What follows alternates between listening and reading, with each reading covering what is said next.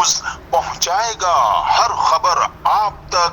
जी नाज़रीन, मैं हूं आपका मेज़बान असलम खान और आप देख रहे हैं CNBC। इस वक्त मैं मौजूद हूं एक ऑफिस जहां पे मैं लेकर आपको चलता हूं अंदर और दिखाता हूं। ये हंगामी इजलास का बैनर आप देख सकते हैं कि लगा हुआ है और ये कुर्सियां भी यहाँ पे खाली पड़ी हुई, लेकिन हंगामी इजलास तो है। आखिर वो हंगामी इजलास कौन करेगा, कौन आएगा यहाँ पे? ये खाली कुर्सियाँ पड़ी, इन पे कौन बैठेगा? आखिर असलम अली फ़िक्री का असल मकसद क्या था, जो कि आप देख सकते हैं मेरे सामने कि वो यहाँ पे बैठे हुए हैं अपने ऑफिस के अंदर।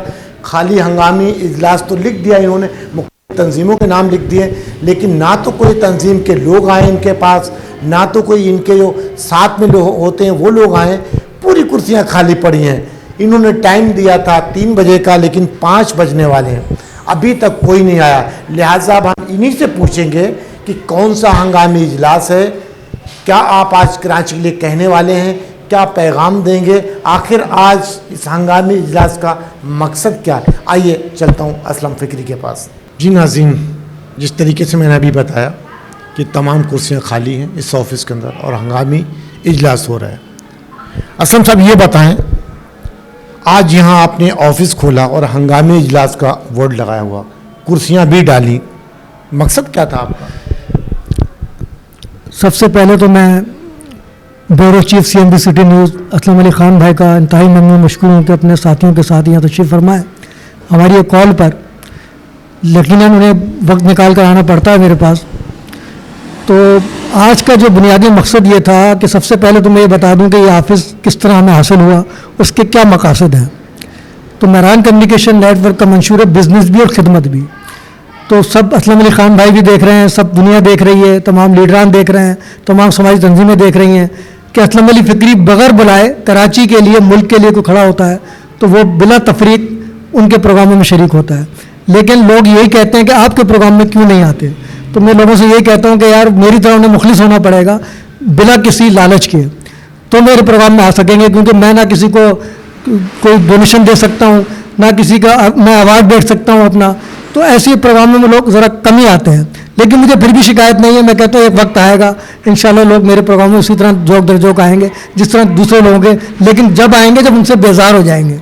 अभी लोग बेजार नहीं हुए, अभी भी लोग जो है ख्वाब गफलत में है। शहर कायद कराची के बासी खुसूसन कि आप देख लीजिए कि चोरों डकैतों बत्ताखोरों टारगेट किलरों का राज है और हम सुकून की ज़िंदगी यहाँ गुजार रहे हैं। रेंजर भी मौजूद, पुलिस भी मौजूद, तमाम सियासी मजहबी जमातें जो दावेदार हैं कराची की, कहते हैं हम स्टिक होल्डर हैं आगे। तो मैं उन सबसे सवाल करता हूँ, आज पहले भी करता रहा, आज तो ख़ास तौर से करूँगा कि ये प्रोग्राम जो मैंने रखा, ये पहला प्रोग्राम है जो मैंने किसी के मशवरे से किया है। आज तक जो भी प्रोग्राम किया अपने बलबूते पे किया, तंजीम के बलबूते पे। वो एक अलग बात है कि मैं वॉलंटरी लोगों के नाम डाल देता हूँ, लेकिन ये काम जो आज हुआ है ये कराची की खातिर हुआ। कि अभी असलम अली ख़ान साहब कह रहे थे कि साहब डंपर से ये लोग मर रहे हैं, तो मैंने कहा भाई उससे पहले तो हमारे लोग रोज़ मर रहे हैं गलियों में, मोबाइल के चक्कर में उनका नस्लकुशी की जा रही है कराची के लोगों की। वो तो आड़ है कि साहब मोबाइल छीना जा रहा है, डकैतियों के आड़ में मारे जा रहे हैं, वो तो नस्लकुशी है हमारी, हमें तबाह बर्बाद किया जा रहा है। तो मैंने कहा आपने जो इदारा बनाया कराची ग्रैंड लाइन्स, ये कहकर बनाया था कि हम सियासत नहीं करेंगे, लेकिन मुझे अफसोस है कि आप अपने मंशूर से हट गए और आपने सियासत में हिस्सा ले लिया। अगर वही पैसा आप मेहरान को दे देते तो हम कोई बहुत बड़े प्रोजेक्ट पे काम करते जिससे आवाम हमारे साथ खड़ी होती। क्योंकि मेरे पास इतना पैसा नहीं है कि मैं प्रोजेक्ट शुरू कर सकूँ। कोशिश में लगा रहता हूँ और अल्लाह ने मुझे वो जगह दे दी है इंशाअल्लाह ताला कि यहीं बैठे बैठे कई प्रोजेक्ट पे मैं बगैर पैसे के काम कर सकूँगा। और इसके लिए मैं अबरार साहब का शुक्रगुजार हूँ, जो स्टेशनरी वाले हमारे मुनीब कम्युनिकेशन वाले, कि उनके दिल में अल्लाह ने डाली और ये जगह मुझे उन्होंने दे दी। मैं उनका इंतहाई मशकूर हूँ। तो असलम खान साहब से 3 दिन कबल बात हुई थी, मैंने कहा आप ऐसा करें, छोड़ दें सबको। मैंने कहा मैं आपके साथ खड़ा हूँ। पूरा नाम लिया करें, असलम ग्रैंड लाइन्स जो चला रहे हैं। आज चेयरमैन कराची ग्रैंड लाइन, हम दोनों असलम यहाँ बैठे हुए हैं और तीसरी असलम ग्रैंड लाइन्स, तो ताकि आवाम को बिल्कुल पता चले कि कौन से असलम की बात। तो चेयरमैन कराची ग्रैंड लाइन्स के असलम अली खान साहब से 3 असलम खान, खाली अली नहीं है वो, अली तो हमारे ये अली भाई ये हैं। तो उन्होंने कहा कि ठीक है असलम भाई अगर ऐसा है, मैंने उस वक्त प्रेस कॉन्फ्रेंस का नाम दिया था क्योंकि टाइम था इतना कि हम प्रेस कॉन्फ्रेंस कर सकते थे हंगामी। लेकिन मैंने जब देखा कि मेरी तबीयत नासाज हो गई स्कूल के प्रोग्राम में, मैंने वहाँ भी जिक्र किया कि मुश्किल लग रहा है कि कल वो मैं वादा पूरा कर सकूं असलम खान साहब से। लेकिन फिर भी अल्लाह ने मुझे हिम्मत दी, सुबह उठा फजर की नमाज के बाद, तो मैंने उसको हंगामे इजलास का नाम दे दिया, क्योंकि जब प्रेस को मैं बुला ही नहीं रहा तो मैं जाली प्रेस कॉन्फ्रेंस क्यों करूँ, ये सोचकर मैंने उसको नाम हंगामी। अब आप देख लीजिए कि असलम खान साहब का वादा मैंने निभाया इतनी बीमारी की हालत में, लेकिन वो खुद मौजूद नहीं है जबकि वो मेज़बान है। और उन्होंने मुझे क्या कहा था कि साफ़ियों के लिए रिफ्रेशमेंट मेरी तरफ से है, तो मैं तो वो भी नहीं मांग रहा क्योंकि अब साफ़ी है ही नहीं। अब तो सिर्फ उन्होंने नुमाइंदगी करनी थी कराची ग्रैंड लाइन्स की। इसी तरह इसाक शेख साहब को भी कहा, मैंने कहा सर ह्यूमन राइट्स की नुमाइंदगी कीजिए, मलक फैयाज साहब से भी कहा, तो कोई भी नहीं आया ना। तो आज भी मैं इन लोगों की नुमाइंदगी अकेला ही कर रहा हूँ। मुझे अफसोस इस बात पर होता है कि मैं कुछ खर्चा नहीं मांगता, कोई तामुन नहीं मांगता, सिर्फ शिरकत मांगता हूँ आवाम की और लीडरान की। तो ना लीडर आते हैं ना आवाम आती है, तो बालत मजबूरी मुझे ही सब कुछ कहना पड़ता है। तो मैं मुख्तसरन बात करूँगा क्योंकि लंबी बात करने की ज़रूरत नहीं, वो मैं करता रहता हूँ। सवाल एक याद आ गया मुझे, बीच में फिर अपनी बात कर लीजिएगा, क्योंकि मैं पूरा चांस दूंगा कि अपनी बात करें ताकि मैं सवाल कम कर सकूँ। लेकिन मेरा मकसद यहाँ आता है कि जिस अपने ग्रैंड लाइन्स के असलम खान की बात की कि मैंने उन्हें कहा था कि वो इलेक्शन ना लड़ें और उन्होंने इलेक्शन फिर लड़ा, उसमें भी उनको कामयाबी नहीं मिली, इतनी आसान नहीं है। तो वो आपकी बात क्यों माने? आप उनके पार्टनर हैं या आप उनको फंडिंग करते हैं, क्यों माने आपकी बात? मुझे ये बताएं। वो फंडिंग अब जो भी है कहाँ से आता है वो अपने पास से खुद करते हैं, तो आपकी बात क्यों माने? जो उनके दिल में आगा वो करेंगे ना। हाँ, वो तो आपकी बात बिल्कुल 100% दुरुस्त है, लेकिन हमने जब वो हमसे इतनी मोहब्बत करते हैं, इतनी मोहब्बत जिताते हैं, तो एक दोस्त की हैसियत से, एक भाई की हैसियत से छोटे, मैंने उनको ये मशवरा दिया था। नहीं माना, मुझे कोई शिकायत नहीं है क्योंकि उन्होंने अपना वक्त भी ज़ाया किया, पैसा भी, मुझे उनसे कोई शिकायत नहीं है क्योंकि मेरे मशवरे से ना उन्होंने फैसला किया था ना उस पर वो शर्मिंदा है।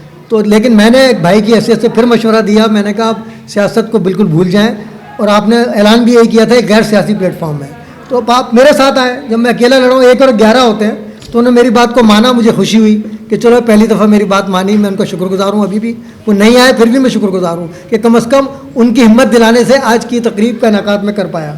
करता तो हमेशा हूँ अकेला, लेकिन आज मैं उनके बलबूते पर मैंने कि जब वो आएंगे तो कम से कम 2 तो आदमी होंगे। यानी आपकी बातों से मुझे महसूस हो रहा कि आपने कोई लालच में नहीं, आपने सिर्फ ये चाहा कि आपका पैसा बर्बाद ना हो, आप परेशान ना हो, ताकि एक लेवल पे चलें और लोगों की खिदमत करें, इलेक्शन ना लड़ें। यानी आपने दोस्ती के नाते ये बोलना चाहा कि हमारे दोस्त को नुकसान ना हो, मकसद यही है ना? बिल्कुल यही मकसद था कि वक्त, क्योंकि हमारा तजर्बा हमसे ज़्यादा है, वो तो डिप्टी डायरेक्टर ज़रूर वहाँ से रिटायर हुए हैं, लेकिन सियासत का तजर्बा मेरा है, मैं समझता हूँ किसी का नहीं है, क्योंकि तमाम सियासतदानों के, बड़े बड़े सियासतदानों के साथ मेरी लाइफ गुजरी है। जमात इस्लामी से लेकर MQM के बानी कारकुनों मेरा शुमार होता है, तो मुझसे ज़्यादा सियासत में कोई नहीं रहा। लेकिन मैंने जब खैर बात कह दिया इस मुल्क को कौम की खातिर, अपना पूरा सियासी करियर मैंने तबाह कर दिया मुल्क को कौम की खातिर, तो ये लोग तो अभी आए, इनको पता ही कुछ नहीं है, लेकिन फिर भी ये कूद पड़े। हमारे बाबर अब्बासी साहब से भी मुझे शिकायत है, मैंने कहा आपको, मैंने कहा था, आपने कहा फिक्र नहीं करें, इंशाल्लाह इलेक्शन के बाद मैं आपके साथ हूँ। आज तक वो भी नहीं आए। जनरल सेक्रेटरी भी हैं मेहरान कमेटी के, मैंने सबको ओहदे दिए हैं, लेकिन मैं सिर्फ ये चाहता हूँ कि कम अज़ कम मेरे साथ खड़े हो जाओ। आवाम का फैसला आवाम करेगी, वो कब खड़ी होगी, लेकिन कम से कम जो मुझे मानते हैं, मेरी तारीफ़ें करते हैं, मैंने कहा मुझे तारीफ़ों के पुल नहीं चाहिए। मुझे अल्लाह ने वो इज़्ज़त दी है जिसका मैं सोच नहीं सकता था। तारीफ़ें सारी अल्लाह की ज़ात के लिए, बार बार समझाता हूँ लोगों को। मैंने कहा अगर आपकी कोई तारीफ़ करता है पहले चेक करो खुशामद कर रहा है, तारीफ़ कर रहा है। 2 तरीके होते हैं तारीफ़ के, या तो खुशामद है या वाकई तारीफ़ है दिल से, उसका फ़र्क हमें महसूस करना है। लेकिन असलम साहब मसला ये है कि आपने कराची की बात की, कराची के एक आवाज़ आफाक अहमद जो MQM और हकीकी के चेयरमैन हैं, उन्होंने एक आवाज़ उठाई उन लोगों के लिए, कराची के लोगों के लिए, क्योंकि बच्चे यतीम हो जाते हैं, बेवाएँ हो जाती, भाई बहनों से जुदा हो जाते हैं, आए दिन डंपर से कुचले जाते हैं। मैं किसी जात की बात नहीं कर रहा हूँ, पठान महाजिर नहीं, किसी का बच्चा भी आकर उसके नीचे कुचल जाता और डंपर वाले निकल जाते हैं, ना ड्राइवर मिलता ना कुछ, जब पता चलता उसके बाद लाइसेंस भी नहीं। तो एक आवाज़ जो हक की आवाज़, आफाक, मैं आफाक की हिमायत नहीं करता हूँ, हमेशा मैं आफाक साहब से मेरी तू में होती, कोई कॉन्फ्रेंस होती, लेकिन जब उसने हक बात की तो मैं वो कहूँगा कि एज ए सहाफ़ी, एक जर्नलिस्ट, कि उसने एक हक की आवाज़ उठाई। आज वो जेलों के सलाखों के पीछे पड़ा हुआ, उसके हथकड़ी पड़ी इस तरीके की जैसे कोई बहुत बड़ा मुद्दा है, जबकि उसने जलाया नहीं है। उसने एक बयान दिया था कि ये गलत हो रहा, हुकूमत को उसका एक्शन लेना चाहिए, ना कि उसको गिरफ्तार करना चाहिए। और वो डंपर माफिया जो आए दिन प्रेस क्लब पे कॉन्फ्रेंस करते हैं, उनके जो अरे गहरे जो कहते हैं 2 टके के इंसान, जिन्होंने हम कहते हैं 2 टके के इंसान, आके सोशल मीडिया पे इतनी वायरल हो रहा कि वो कह रहा कि अब कोई बंदा आएगा तो हम अच्छा नहीं होगा, यानी वो अभी बैठकर धमकी दे रहा। असल में देखिए भाई, जिस तरह बादशाह खान भाई ने कहा कि एक जब भी इन लोगों ने सियासत किया है, मेरे ख्याल से इंतशार का, लड़ाई झगड़े का सियासत इन लोगों ने किया है। जिस तरह इन लोगों के दो दो टके के गुंडे जो है हमारे ट्रांसपोर्ट के सामने निकल के जो है हमारे गाड़ियों को जलाते हैं, ये 2 टके के लड़कों के लिए मैं पैगाम देता हूं, खुदा की कसम अगर फिर कोई गाड़ी के सामने आओगे ना, वो गाड़ी ऐसा आपका तमाशा दिखाएगा पूरे कराची को ना। ये आपको पता है ट्रांसपोर्ट इस टाइम में खुदा की कसम महंगाई ने वो हाल किया ट्रांसपोर्ट का। हमारे कोई गाड़ी का एक्सीडेंट होता है, वो हमारे ट्रांसपोर्टर उसको नहीं बना सकते हैं, 3-3 4-4 महीने तक उस गाड़ी को उसी तरह रिपेयर नहीं करा सकते, उसको ऐसे चलाते हैं। हमारे ड्राइवर, हमारे कंडक्टर 3-3 4-4 महीने तक अपने घर नहीं जा सकते हैं। आप गुंडे, आपको ये पता नहीं है, आप जो है बाइक पे पेट्रोल बम उठा के जो है गाड़ी पे फेंक देते हो। अच्छा, खड़ी गाड़ियों को, कोई गाड़ी खराब है ये जलीला के उसको जलाते हैं। कोई गाड़ी अपने रूट से जा रहा है, किसी गाड़ी में आटा है, किसी में खुर्दनोश का सामान है, किसी में पानी है, उसको आग जलाते हैं। अल्लाह ना करे अगर कोई टैंकर में, पेट्रोल वाले टैंकर में इन लोगों ने आग लगाया, ये तो तकरीबन 20-25 हजार लोगों को जलाएंगे ये जालिम, ये दहशतगर्द। ये अभी पूरे कराची को हमारी ट्रांसपोर्ट की तरफ से हमने एक अलायंस बनाया है, उसकी तरफ से हमने पूरे कराची को जाम किया है। इस टाइम में सुपर हाईवे आपका जाम है, मली रोड आपका जाम है, यहाँ पे जिस रोड पे हम लोग बैठे हुए हैं, यहाँ पे यूसुफ गोट पे रोड जाम है। अगर ये मुतालबात को नहीं मानेंगे, ये दहशतगर्दों के खिलाफ FIR नहीं करेंगे और ये गवर्नर को नहीं हटाएंगे, फिर आप देखोगे इंशाल्लाह इसके बाद इससे बहुत सख्त रद्द अमल देंगे इंशाल्लाह ट्रांसपोर्टर। जी बिल्कुल, ट्रांसपोर्ट हजरात की जानिब से शदीद रद्द अमल नजर आ रहा है और सरापा एहतजाज है। सोशल मीडिया पे वायरल हो रही कि वो खैबर पख्तूनख्वा का है कि या तो वो जो भी अफगानी है, मुझे नहीं पता, वो डंपर वालों की सपोर्ट करे, यानी उसका मकसद है कि हम कुचलते रहेंगे कराची वालों को। कराची वाले लावारिस है, उसकी अभी तक कोई FIR नहीं कटी और आफाक साहब अंदर पड़े हुए। तो इस पे आप क्या कहेंगे? आपका एक ने आवाज उठाई, वो अंदर है, तो आप समझते कि आप ना अंदर चले जाए फिर दोबारा? मुझे इसकी परवाह नहीं है, मैं देख कर भी आ गया। तो मैं उस पर मैंने असलम खान साहब से कहा था, मैंने कहा खाली बयान ना दें आफाक अहमद की हिमायत में, मेरे साथ खड़े हों, क्योंकि आफाक अहमद को जितना मैं जानता हूँ आप नहीं जानते। मुझे उनसे सियासी नजराती अब भी इख्तलाफ है, लेकिन मुझे खुशी इस बात की है कि उन्होंने कराची के लिए आवाज़ उठाई। मैं उनको खिराज तहसीन सलूट पेश करता हूँ। महरान कम्युनिकेशन नेटवर्क, चाहे नताइज कुछ भी हो, मुझे जेल जाना पड़े, मैं आफाक अहमद के साथ खड़ा हूँ। अमली तौर पर मैं नारा नहीं लगा रहा हूँ, मैं अमली तौर पर खड़ा हूँ। अगर आफाक अहमद ने मुझे कॉल की तो इंशाअल्लाह ताला मैं जेल भी पहुँचूंगा और आफाक अहमद के साथ मैं जेल में भी खड़ा हूँगा इंशाअल्लाह ताला, क्योंकि उसने कराची के लिए आवाज़ उठाई है, आवाम के लिए। उसमें कोई पंजाबी पठान बलोच की बात नहीं हो रही है। जो भी कुचला जा रहा है बच्चा हमारा, वो पख्तून का हो, पंजाबी का हो, पठान का हो, बलोच का हो, वो बच्चा हमारा है। तो जब उसने एक हक आवाज़ उठाई तो आज वो अफगानी डंपर, उसने यही तो जुमला उनको बुरा लगा कि अफगानिस्तान के डंपर और हकीकत है इसमें। मैं तो पहले ही कहता हूँ कि तुमने कहा कि 2.5 लाख मुब्बे वतन पाकिस्तानी बिहारी ना खपे, 60 लाख अफगानी खपे, तो उसका रिजल्ट आज क्या आ रहा है? कराची वालों की तो मुकद्दर में परेशानी लिखी है, कत्लो गारतगरी लिखी है, लेकिन अब पूरा पाकिस्तान भुगत रहा है। अब भी लोगों की आंखें नहीं खुल रही हैं और कराची वालों की भी आंखें नहीं खुल रही हैं। मुझे अफसोस हो रहा है कि आज हमें चाहिए था पूरे कराची को कि आफाक अहमद के साथ खड़ा होना चाहिए था, लेकिन कोई खड़ा नहीं हुआ। लेकिन मैं उसके साथ जेल जाने को तैयार हूँ। मैं आज बर्मा कह रहा हूँ, कल मुझे अरेस्ट कर ले, रेंजर कर ले, पुलिस कर ले, मैं जेल जाने के लिए आफाक भाई के साथ। हालांकि मेरा बड़ा इख्तिलाफ है, मेरे भाई हैं क्योंकि मेरे साथी हैं वो, लेकिन उनसे जो मेरा नज़रियाती इख्तिलाफ है वो कायम रहेगा जब तक वो कायदे तरीके से माफ़ी नहीं मांगेंगे, उस वक्त तक रहेगा। और मैं बरमला कहता हूँ, आर्मी चीफ को भी पता है कि असलम वली कायदे तरीके अल्ताफ़ हुसैन भाई का चाहने वाला एक ही है, जो दौरान सर्विस भी अल्ताफ़ भाई की बात करता था। बाजवा साहब को भी मशवरा दिया था मैंने, आसिम मुनीर साहब को भी 14 दिसंबर अलीगढ़ के दिन मैंने मशवरा दिया था कि अल्ताफ़ भाई के बगैर इलेक्शन, कराची की कौम बुज़दिल है, आपसे डरती है, अल्लाह से नहीं। लेकिन मैं आवाम की आवाज़ पहुँचा रहा हूँ कि अल्ताफ़ भाई के बगैर इलेक्शन नहीं होना चाहिए। उसके बाद जब अल्ताफ़ भाई ने हिमायत की इमरान खान की, तो मैंने कहा सर एक न शुद्ध दो शुद्ध। मैंने 21 जनवरी को ये कहा वहाँ खड़े होकर के, मैंने कहा इलेक्शन सर पर है, फैसला कीजिए जल्दी, इलेक्शन सही करवाइए। उसके बाद भी बयान दिया, मैंने कहा कि मेरी बात मान लेते तो ना सियासी बहरान होता मुल्क में, ना माशी बहरान होता। लेकिन मुफ्त का मशवरा किसी को नहीं चाहिए असलम अली का। मैं मुल्क को कौम के मफाद में फैसला करता हूँ और अगर कोई मुझे जेल में डालता है तो मैं जेल जाने के लिए हर वक्त तैयार हूँ। मुझे कोई खौफ इस नहीं। चीज का दुख होता है कि कराची में जब वो कहता है 2% के लोग आके बम्पर जला देते हैं। यार जिसके घर से एक लाश उठती उससे पूछा किसी ने जाके कि उसके घर में कितने कमाने वाले हैं?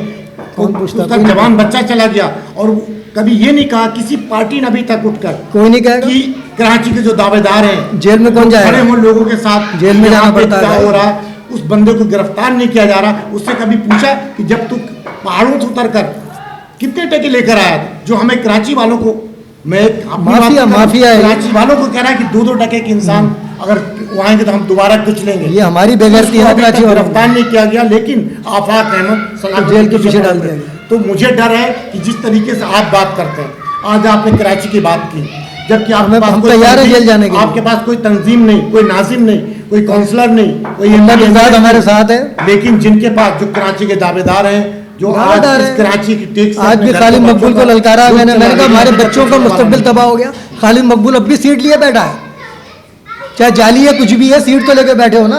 हाँ, इस पे भी बात करनी है खालिद अभी। मकबूल सिद्दीकी आपने बात की, 600 से 700 बच्चे कराची में फेल किए इसी की गए। बात कर रहा हूँ ना मैं। फेल किए गए खालिद मकबूल सिद्दीकी आज एजुकेशन के एक दावेदार किन बने बने हुए हैं, मिनिस्टर बने हुए हैं। क्या उन्होंने कोई आवाज उठाई कि कोई आवाज नहीं उठाई, सीट छोड़नी पड़ेगी। फेल किया गया। तो क्या आप समझते हैं कि पाकिस्तान में कराची शहर के अंदर कोई मनसूबाबंदी से फेल किए जा रहे हैं? कोई मनसूबाबंदी के तहत कराची को तबाह बर्बाद, किसी भी कौम को तबाह करना, उसकी एजुकेशन को तबाह कर दो, ये सबसे बेहतरीन फार्मूला यही है। तो हमें तबाह कर दिया गया ना कराची को। हमारे पास एजुकेशन नहीं है। आज हमारे बच्चों का हाल देखा आपने क्या है? ये लोग जो सियासी नारा लगाते हैं, हमारे बच्चों की जो है वो जुबानी बात है कि साहब वो बाइका लिखी हुई है और फूड पांडा, ये बकवास करते हैं सब लीडर। ये खुद चाहते हैं हमारे बच्चे फूड पांडा चलाएं, बाइका चलाएं, ये खुद चाहते हैं। ये कोलोफिल का तजाद है उनका, जो हमारे हकूक़ के नाम पर सियासत कर रहे हैं। भाई ये चाहे एक दिन में कराची में, मैं चैलेंज करता हूं सबको कि मेरे साथ खड़े हो जाकर एक दिन में ये कत्लो गारतगिरी, बत्ताखोरी, ये सब खत्म ना हो जाए, टारगेट किलिंग। लेकिन खड़े तो हो साथ। ये इसी वजह से नहीं आते हैं ना, प्रेस क्लब पे भाग जाते हैं। उनको पता है असलम अली कौन है, हक और सच बात करेगा। नहीं, आपने अभी बात की कि मैं कल भी अल्ताफ हुसैन के साथ था और आज बिल्कुल रहूंगा। अल्ताफ हुसैन पे खुद बड़े इल्ज़ाम लगे हैं कि बोरीबंदी लाशें, गाड़ियां चलाना, और तो यहाँ पे फिर थोड़ा सा वो भी आता है कि जब इल्ज़ाम उन पे लगते हैं तो आप भी उनकी आवाज़ उठा रहे हैं। तो मैं तो आवाज़ उठाता रहा हूँ। मैं तो जब ऑन ड्यूटी था तो यानी जब भी आप कहता भी था, साथ में गाड़ियां चलाते थे क्या उस टाइम? ऐसा है? अगर गाड़ी चलाने वाले होते तो अल्ताफ भाई को आज इतना नहीं चाहते लोग। ये सब इन्हीं लोगों ने किया जो आज जिन्होंने कौम के नाम पर लूटा, कराची को तबाह किया। और मैं किसी को इल्ज़ाम नहीं देता, किसी पार्टी को। उन्होंने जो तबाही की वो की, सबसे ज़्यादा तबाही हमारे लोगों ने की। मैं उनके मुंह पर भी कहता हूँ, बात जाके भी कहता हूँ, जहाँ वो मिल जाते हैं। आर्ट्स काउंसिल में भी खड़े होकर मैंने कहा खालिद मकबूल को प्रोग्राम में, मैंने कहा मुझे जवाब दो और हिसाब दो कि गवर्नर के खिलाफ कातिल के नारे के आर्ट्स काउंसिल में क्यों लगे और आप लोग खामोश क्यों रहे? पूरा आर्ट्स काउंसिल खामोश। मैं क्यों बोला? इसलिए तकलीफ हुई कि हम कातिल नहीं हैं। हम पर लेबल लगाया किन लोगों ने? जिन्होंने कायद से गद्दारी की, तंजीम से गद्दारी की, कौम से गद्दारी की। तो आज मुझे जवाब दो और हिसाब दो कि गवर्नर को तो पता ही नहीं है कत्ल करी, जुमा 8 दिन में उसको गवर्नर बने हुए, और वो भी किस तरह बना ये मुझे पता है। जबकि वो तो पहले पीर पकड़ा ग्रुप में था। तो मैंने बोला उसको कातिल क्यों कहा गया? तो वो कातिल इसलिए कहा गया कि हमने जो काम किए हुए हैं वो उसके खाते में डाल दिए गए, उसको बदनाम किया जा रहा है। तो मुझे जवाब दो, लेकिन जवाब नहीं था उनके पास। कैसे जवाब देंगे? क्योंकि एक वो साथी बोल रहा है जो तुमसे सीनियर है। अगर मैं भी चाहता तो इनकी तरह प्रॉपर्टी बनाता, बिल्डिंगें बनाता, 3-4 शादियाँ इन लोगों की तरह याशी करता मैं, तो मैंने क्यों नहीं की? जबकि मैं एक हसास इदारे में था, वहाँ तो मुझे अल्ताफ भाई की बात ही नहीं करनी चाहिए। मैं बाजवा साहब को मशवरा दे रहा हूँ कि अल्ताफ भाई से बात करें आप। आसिम मुनीर से कह रहा हूँ, प्रेस क्लब पे खड़े होकर मेरे पास सबूत हैं, मेरी वीडियोज़ हैं, तो वो आसिम मुनीर मुझे क्यों नहीं अरेस्ट करवाते? उन्हें पता है कि जो बात कह रहा है सही कह रहा है, वो एक अलग बात है, हमारे पास इख्तियार नहीं है। जिस दिन उनके पास इख्तियार आ गया, मैंने अभी भी और आज भी फिर ऑफर कर रहा हूँ आसिम मुनीर साहब को इस प्लेटफॉर्म से भी। मैं आसिम मुनीर साहब से मुतालबा करता हूँ, मेरे बॉस भी हैं, क्योंकि पेंशन भी मैं वहीं से ले रहा हूँ, SPD से चेयरमैन है हमारे वो। मैं उनसे मुतालबा करता हूँ, खुदारा हमारे हाल पर रहम करें। इन सियासतदानों से, भत्ताखोरों, टारगेट किलर से हमारी जान छुड़वा दें, हमारी माएँ बहनों की इज्जतें बचवा दें, कराची को तबाह होने से बचा दें। पूरा कराची टेक ओवर ना करें ब्रिटिश की तरह, पूरा पाकिस्तान, कम से कम कराची को टेक ओवर कर लें और आर्मी के हवाले कर दें। अलाज बरकत साहब का भी मुतालबा दोहराता हूँ, जो हमारे चेयरमैन है थिंक टैंक, कि खुदारा हर थाने में एक ब्रिगेडियर, कर्नल बिठा दें, इन SHO बदमाशों से हमारी जान छुड़ा दें। ये मेरी रिक्वेस्ट है आसिम मुनीर साहब से। अल्लाह करे उनके दिल में ये बात ठन जाए और कराची वालों को परवेज़ मुशर्रफ की तरह एक अमन सुकून मिल जाए, हमें लाशें मिलना बंद हो जाएं। ये डैम्परों से कत्लेआम डेली ये जानबूझ के किया जा रहा है। ये हादसे कोई अचानक नहीं हो रहे हैं, एक हो जाए, दो हो जाए, डेली कैसे हो रहा है। अभी वीडियो आई है मेरे पास शाहरा नूरजहां थाने की हदूद की, एक बच्चे ने जो है उन जख्मियों को उठाया, हॉस्पिटल पहुंचाया और दोनों शहीद हो गए। ये शाहरा नूरजहां की हदूद की वीडियो अभी पहुंची है मेरे पास। और वो बच्चा खून में लथपथ है, उसकी हिम्मत है, वरना लोग तो बेइज्जत वीडियो बना रहे होते हैं। उस बच्चे ने हिम्मत की, उन दोनों को उठाया और उनको हॉस्पिटल पहुंचाया बासी, लेकिन वो दम तोड़ गए। वो बच्चा इंटरव्यू दे रहा खड़ा हुआ। मैं सलाम करता हूँ उस बच्चे को भी, जो वीडियो आई है मेरे पास, कि उसने हिम्मत की, वरना हमारे तो लोग तफरी लेते हैं। वो रेंजर से आपने देखा था, 9 रेंजर वालों ने पीटा और हमारे लोग वीडियो बना रहे हैं। रात को मेरे पास वीडियो आई और मैंने रात को पैनाफ्लेक्स बनाया और प्रेस क्लब पर जाकर रेंजर के खिलाफ मुजाहरा कर दिया। और जबकि उस दिन सख्ती थी इमरान खान की वजह से, लेकिन हम नहीं डरते, क्योंकि हम तो सर से कफन बांधे हुए हैं शुरू से। गाजी मैं तहरीक उर्दू लाकाबाद भी हूँ, अल्लाह ने मुझे आज़ाद बख्शा, बचाया हुआ, इन्हीं दिनों के लिए बचाया था। फिर गाजी तहरीक नवाब लांडी कराची भी हूँ। इंक्वायरी ऑफिस पर जो ज़िक्रिया साहब पर फायरिंग हुई थी उसका मैं भी गाजी हूँ। उनकी भी किस्मत में गाजी होना लिखा था, दुनिया से चले गए। लेकिन मेरा पड़ोसी साबिर, मुझे आज भी उसकी खून में लथपथ लाश याद है कि 303 गोली आप लोगों ने सुनी होगी, उस ज़माने की लाशें नहीं होती थी। 303 इतनी रेंज है उसकी, कम से कम मैं समझता हूँ कि 5 किलोमीटर तक इतनी रेंज है उस गोली की। वो होती थी पहले पुलिस के पास। वो चोरी के हम लोग भी जो लोग खरीदते हैं बदमाश, वो भी ले लिया करते थे, लेकिन वो पुलिस का हथियार था वो। तो उतनी उसने 303 से और पीपल्स पार्टी के लीडर के घर से फायरिंग हुई थी। लोगों को बुरा लगता है, मैं तो चश्मदीद गवाह हूँ, नाम मैं उस शख्स का भूल गया हूँ जो लीडर था, इंक्वायरी का घर था। तो पीपल पार्टी वाले बुरा मानते हैं, बोला यार अब पुरानी बात है। मैंने कहा भाई हुआ है ना, कोई झूठ बोल रहा हूँ, इल्ज़ाम थोड़ी लगा रहा हूँ, आपके बंदे ने गलती की है, मानो ना। तो वो 303 की यहाँ लगी थी उसको गोली, बिल्कुल इतना सा सुराख होता है, वो पीछे से फाड़ देता है। तो वो दिल में लगा उसको और वो दूसरा सांस नहीं आया उसको। वो पहला शहीद तहरीक नवाब का, उसके बाद तो लांडी और कराची हैदराबाद में लाइन लग गई शहादतों की। और वो सारे शोहदा मस्जिद शोहदा में, अब मैं जाता हूँ लालूके तो कोशिश करता हूँ अपने साथियों की मस्जिद में नमाज़ पढ़ लूँ, कि वो मेरे साथी हैं ना शहीद जो हुए। तो मुझे बड़ा फ़ख्र होता है, मैं बताता भी हूँ लोगों को, मैं इस वजह से ख़ास तौर से आया हूँ कि मेरे साथी यहाँ मदफन है इस जगह पर मस्जिद में। नाज़रीन, ये थे असलम अली फ़िक्री साहब जिनकी आपने गुफ्तगू सुनी। आज जो इन्होंने हंगामी इजलास बुलाया था वो सिर्फ इसलिए बुलाया कि कराची पे हमेशा इल्ज़ाम लगते आए, लेकिन हर चीज़ हर सियासतदान दावे करता है, लेकिन कराची की तरफ कोई नहीं देखता। एक आवाज़ इन्होंने आज कहा, जिस तरीके से आफाक गिरफ्तार किया गया, इन्होंने यही कहा कि मैं हिमायत नहीं करता हूँ उनकी, और मैंने भी यही कहा कि हर कॉन्फ्रेंस में जब मैं जाता हूँ तो मेरी आफाक भाई से तू मैं होती हमेशा। लेकिन जो उन्होंने आज ये कदम उठाया कराची के लोगों के लिए, कराची के बच्चों के लिए, लेकिन आज बड़ा दुख होता है कि जिस तरीके से उन्हें हथकड़ी डालकर कोर्ट ले जाया गया, कोर्ट ले जाने के बाद उन्हें जेल भेजा गया, तो बड़ा दुख होता है। किसी भी सियासतदान ने जिस तरीके से हिमायत करना चाहिए, मैं उनकी कोई सियासी मसले में नहीं कह रहा हूं, लेकिन जो कराची के लोगों के लिए आवाज़ उठाई उस पर खड़ा होना चाहिए। हमें भी, आपको भी, हर पाकिस्तानी, हर कराची के लोगों को खड़ा होना चाहिए कि उसने कराची की आवाज़ उठाई, उसने अपने घर की आवाज़ नहीं उठाई। वो भी चाहता आराम से डिफेंस के अंदर सो रहा है, उसको ज़रूरत नहीं है, लेकिन कराची के लोगों के लिए जो आज इन्होंने यहाँ पे हंगामी कॉन्फ्रेंस की, वो भी इसीलिए की कि जो आफाक अहमद पे जो जुल्म हो रहा वो गलत हो रहा है, और वो बदवक्त अभी भी खुलेआम घूम रहा है, जो कराची के लोगों को कह रहा कि 2-2 टके के इंसान। कभी किसी ने नहीं पूछा उससे, जब तू पहाड़ों से उतर कर कराची आया था, तेरे पास 2 टके, तो 2 टके की बहुत बड़ी बात है, माफिया ट्रांसपोर्ट, लेकिन तेरे पास 1 टका भी नहीं था। आज जो कराची के लोग कह रहा कि 2-2 टके के लोग अगर डंपर के पास आए तो दोबारा यही करूंगा, लेकिन हुकूमत को और उन हुक्मरानों को अभी तक कुछ नजर नहीं आ रहा कि हम उसको गिरफ्तार करें। अगर कोई आवाज़ उठाता है तो उसे, तो आखिरी पैगाम क्या देंगे? अब आखिरी पैगाम मैं कराची की आवाम से कहना चाहता हूँ कि बेसी कब तोड़ोगे। तुम घरों में बैठकर रोते हो कि बिजली का बिल बहुत आ रहा है, के इलेक्ट्रिक बदमाशी कर रही है, पानी नहीं आ रहा लेकिन टैक्स बहुत आ रहा है, सब कुछ आ रहा है। तो भाई कब निकलोगे? तुम आज भी इन सियासी बाजीगरों के चुंगल में फंसे हुए हो। अभी रैली निकलती है किसी की, चाहे एमके पाकिस्तान की निकले, पीपल्स पार्टी की निकले, जमात इस्लामी की निकले, तुम फैमिलियों को लेकर अपनी निकल जाते हो, लेकिन ये नहीं सोचते कि तुम्हारे बच्चों का मुस्तकबिल तबाह हो गया, कराची को तबाह बर्बाद कर दिया गया, और तुम बैठे हुए शादियां बजा रहे हो। शादियों के फंक्शन देखो आप, लाखों रुपए, कभी एक शख्स मेरे साथ खड़ा नहीं हुआ। 5 साल बफर जोन में जो काम अल्लाह ने मुझसे लिया और ताज सलीम साहब ने मेरे कहने पे वहां मसला हल किया, उनका शुक्रिया तक अदा करने नहीं आए। लेकिन मेगा प्रोजेक्ट जिस पर हम 3 प्रोग्राम कर चुके हैं, कितना पैसा हमारा उस पर लगा है करप्शन पर, जमात इस्लामी की, जो कहते थे ईमानदार क़यादत है। डबल रोड बनना था और वो नहीं बना। करप्शन इतनी खुलेआम हुई है कि किसकी इंतहा नहीं। उन्होंने पहले कहा था आप मेरा कुछ नहीं बिगाड़ सकते जमात का, मैंने कहा बिल्कुल नहीं बिगाड़ सकता, लेकिन आवाज बन सकता हूं मैं कराची की करप्शन की, क्योंकि मैं फाइलर हूं, मेरे 2 अकाउंट है, मेरे टैक्स से सड़क बन रही है। अगर कराची वाले टैक्स नहीं देते मेरा कसूर नहीं है, दुकानदार टैक्स नहीं देते मेरा कसूर नहीं है, मैं टैक्स पेयर हूं गवर्नमेंट का, मेरे टैक्स कटता है, आज भी पेंशन से भी कटता है, क्योंकि मेरे पे लागू होता है, जो मेरी पेंशन है उस पर लागू होता है टैक्स, मुझे कोई शर्मिंदगी नहीं, मेरा टैक्स कट रहा है। तो मैं सवाल कर सकता हूं अगर करप्शन कहीं कराची में होती है तो मुझे पूरा हक हासिल है कि मैं हर पार्टी से पूछ सकता हूं कि करप्शन कैसे हो रही है। अगर कराची वाले नहीं कर रहे तो ना करें, मुझे इस पर कोई अफसोस भी नहीं है।